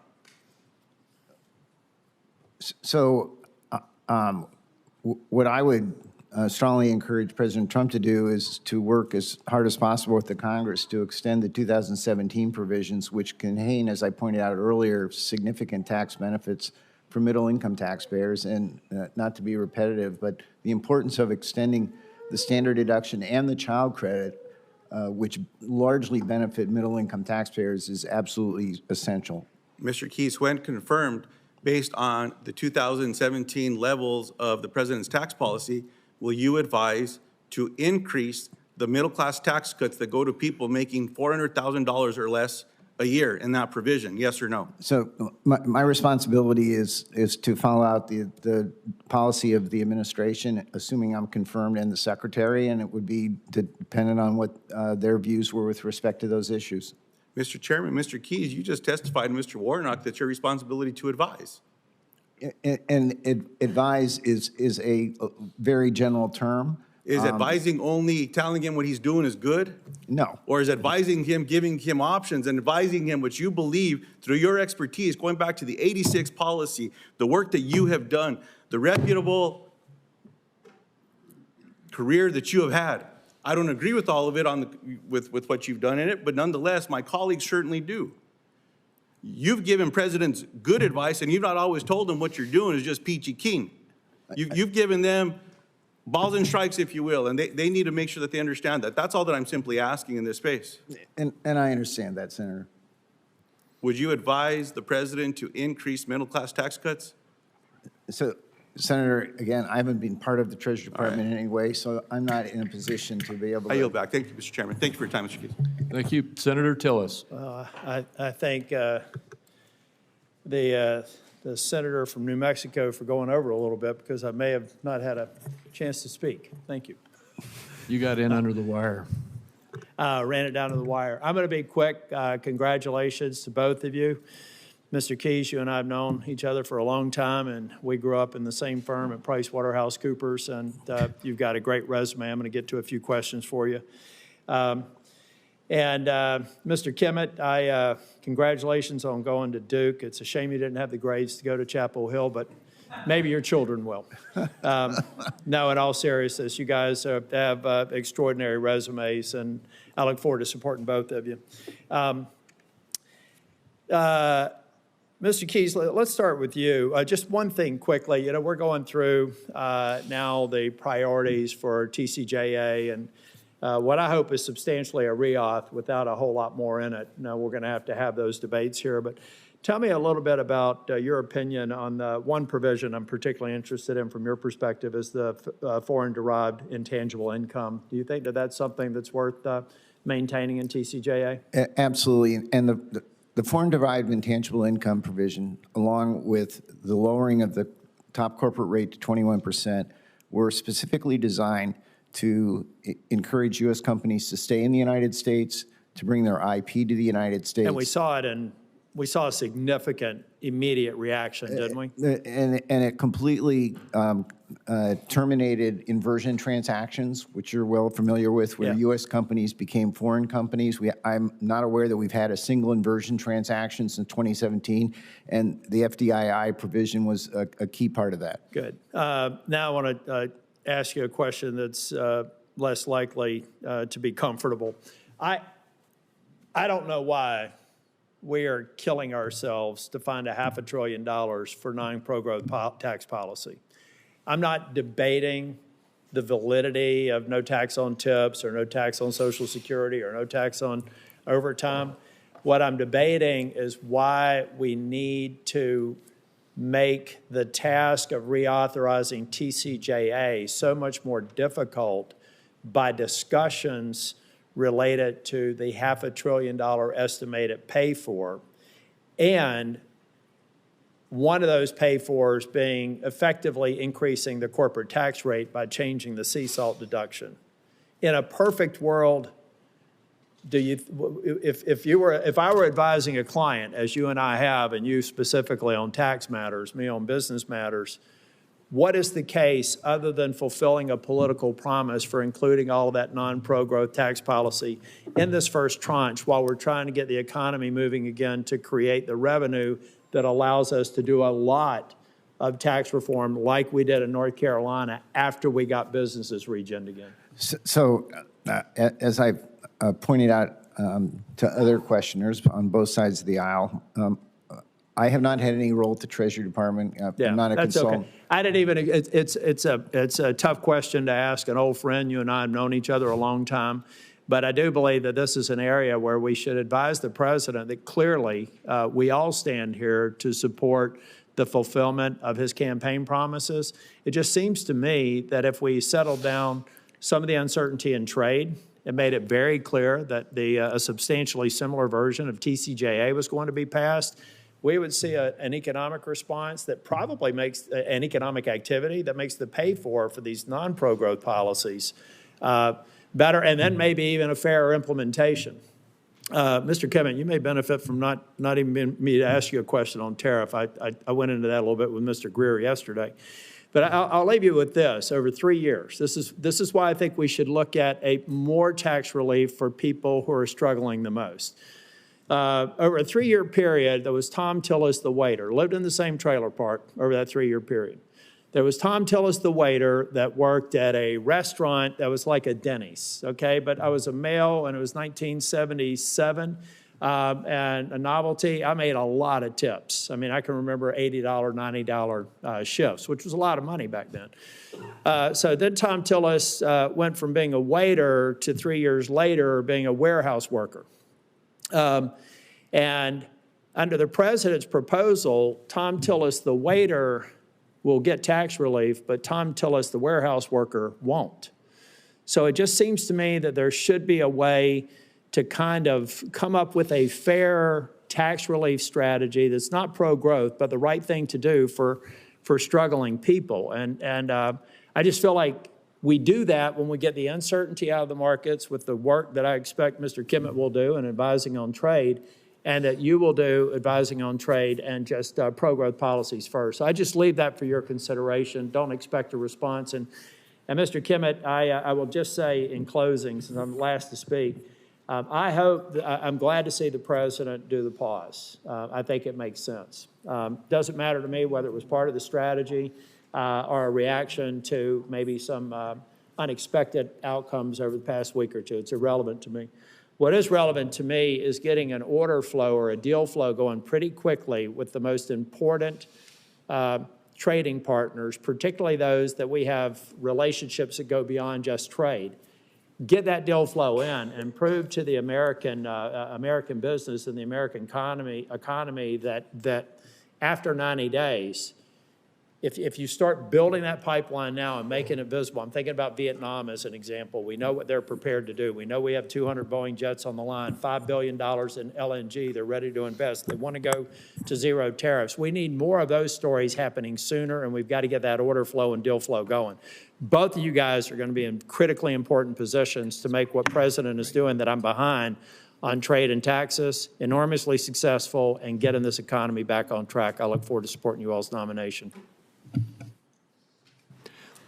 We have concluded the first round. Senator Wyden would like to ask one more question, and then we will go to our wrap-up. Senator Wyden. Thank you very much, Mr. Chairman. Mr. Chairman, I've got a Bloomberg article here. Price hikes are already rolling in from tariff-hit businesses.